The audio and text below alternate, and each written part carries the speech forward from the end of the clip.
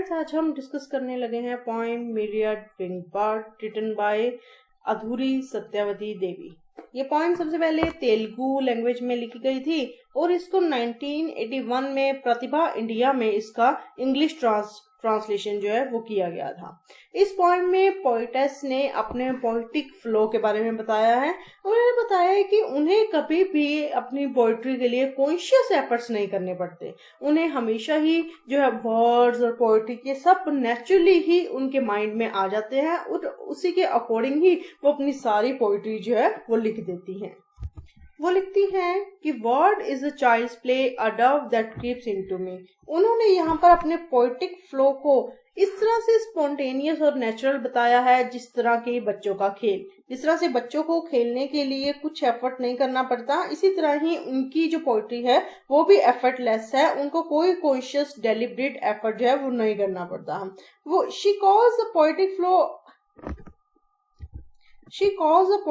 of word a symbol of peace। यहाँ पर उन्होंने डव के फॉर्म में उन्हें बताया है, जिस तरह से डव बहुत ही पीसफुल बर्ड होता है, उसी तरह से उनके लिए वर्ड्स है, वो भी उन्हें बहुत ही पीस, कंफर्ट, ये सब कुछ उनके लिए प्रोवाइड करते हैं। फिर कि उन्होंने फर्स्ट लाइन में ही अपनी क्रिएटिव इमेज वर्ड को जो है चाइल्ड प्ले से कंपेयर करके ये क्रिएटिव इमेज बताई है, और सेकेंड लाइन में डव के साथ कंपेयर करके ये उन्होंने एक मेटाफर यूज किया। When I am caught in the midst of the alphabet that gently revolves around my head। यहाँ पर उन्होंने अल्फाबेट्स की एक और इमेज यूज की है। वो कह रही है कि पोइटिक फ्लोज वो ऐसे पोइटिक फ्लो जो है वो ऐसे उनके माइंड में, उनके हेड के सराउंडिंग घूमता रहता है, जिस तरह से बच्चों के माइंड में अल्फाबेट्स घूमते रहते हैं, अपनी गेम्स घूमती रहती हैं, उसी तरह से उनके माइंड में सॉफ्टली जेंटली सारे वर्ड्स जो है वो घूमते रहते हैं। Rolling in the cradle of fairy tales as I reach out for rabbit-like moon calves and crossing as usual cloud treasure। यहाँ पर उन्होंने जो बात कही है ये बिल्कुल बच्चों की इमेजिनेशन से मिलती जुलती है। यानी कि with the help of word she enters a gorgeous but unreal world। यानी कि जिस तरह से बच्चों को होता है कि वो फेरी टेल्स में बातें करते हैं, इमेजिनेशंस में ऐसे लगता है उन्हें जैसे वो चांद पर पहुंच गए हैं, वहां पर रैबिट्स हैं, वहां पर फेरीज हैं, वहां पर स्टारी टेंट्स है, क्लाउड्स हैं, जिस तरह से उनके माइंड में ये सब बातें आती है, उसी तरह से ही वर्ड्स जो है वो उनके माइंड में बच्चों की इमेजिनेशन के जैसे घूमते रहते हैं। In her imaginations, clouds look like the treasures of gold and silver, and the sky looks like starry tents। यानी कि while I enter into the starry tents, what becomes a lullaby। यानी कि जिस तरह से बच्चों को लोरियां सुनाई जाती हैं और उन लोरियों में उनको ऐसा लगता है कि जैसे वो कहीं चांद पर पहुंच गए हैं, क्लाउड्स पर पहुंच गए हैं, वहां पर उन्हें ट्रेजर्स मिले हैं, वहां पर बहुत सारे चांद, सितारे, उनके टेंट बने हुए हैं, इसी तरह से वर्ड्स भी मेरे लिए ऐसे ही इमेजिनेशन का काम करते हैं। Process of writing poetry gives her immense comfort and Joy. वो बहुत ही अपनी राइटिंग स्टाइल में, अपनी राइटिंग्स में, पोएट्री में, इसमें उनको बहुत ही मजा आता है, बहुत ही कंफर्ट मिलता है। While sleeping over dream lids of velvet flowery fragrance of silken youth, word approaches me like a song in a season of wild blooms। जिस तरह से स्प्रिंग सीजन में फ्लावर्स अपने आप ही नेचुरली ही ब्लूम करते हैं, अपने आप ही खिलने लग जाते हैं, उसी तरह से ही उनका जो क्रिएटिव स्टाइल है, उनकी जो राइटिंग है वो अपने आप ही खिलने लग जाती है, अपने आप ही उसमें से जो है अच्छी स्मेल आ जाती है, अच्छी फ्रेग्रेंस आ जाती है, और उन्हें ऐसा लगता है कि जैसे वर्ड मेरे लिए एक सॉन्ग के जैसे हैं, जो अपने आप ही खिलने लग जाते हैं, अपने आप ही महकने लग जाते हैं, अपने आप इसमें सुरताल आ जाती है।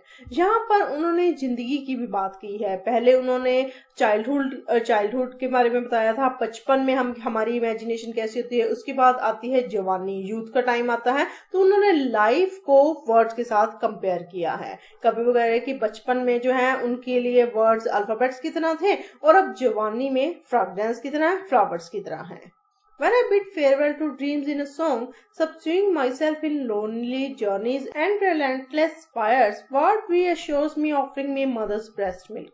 अब उनका बचपन जो है वो खत्म हो गया है, तो अब उन्हें जो है जब वो उन्हें कुछ समझ आई है जिंदगी के बारे में, लाइफ के जो ऊंचे नीचे पड़ाव होते हैं और जो हार्डशिप्स फेस करनी पड़ती है, तो उन्हें ऐसा लग रहा है कि जैसे जैसे मैं लाइफ में आगे जा रही हूँ, मुझे ऐसा लग रहा है कि जैसे मैं अकेली होती जा रही हूँ। तो वहां पर क्या चीज है जो मुझे बहुत ही कंफर्ट देती है, वो है मेरी मदर, मेरी माता जी। देखिए जिस तरह से बच्चे को बहुत ही ज्यादा कंफर्ट मिलता है, बहुत ही ज्यादा सेटिस्फेक्शन मिलती है अपनी माँ का दूध पीने से, उसे बहुत ही संतुष्टि मिल जाती है, उसी तरह से ही जब मैं अकेली होती हूँ तो वर्ड्स मेरे को ऐसे श्योर करते हैं जिस तरह से एक माँ अपने बच्चे को करती है।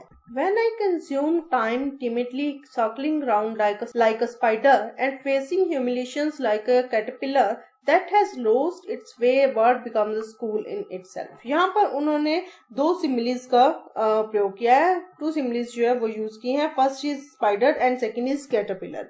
यानी कि कई बार ऐसा टाइम आता है कि जब मैं बिल्कुल ही उदास, निराश, ऐसे बिल्कुल ही लेजी होकर बैठी हूँ कि जैसे मेरे पास कोई काम ही नहीं है, उस टाइम मुझे बहुत ही एम्बैरेसिंग, बहुत ही ह्यूमिलेटिंग मैं अपने आप को फील करती हूँ, मुझे बहुत ही अपने आप पे शर्म आती है। तब मैं खुद को एक स्पाइडर के जैसे और एक कैटरपिलर के जैसे, एक मकड़ी के जैसे और एक सुंडी के जैसे अपने आप को फील करती हूँ, जैसे उनके पास कोई काम नहीं है, वो बस अपना जाला बनाते हैं, वो बस अपना जाते हैं और कोई काम नहीं करते हैं। मुझे ऐसे ही लगता है कि जैसे मैं कहीं गुम हो गई हूँ, जैसे मैं जो है अपना रास्ता भूल गई हूँ और इधर उधर भटक रही हूँ। जिस तरह से एक कैटरपिलर और एक मकड़ी अपना रास्ता भूल जाती है, उसी तरह से मैं भी अपना रास्ता भूल गई हूँ। मुझे समझ नहीं आ रहा कि मुझे आगे कहाँ जाना है।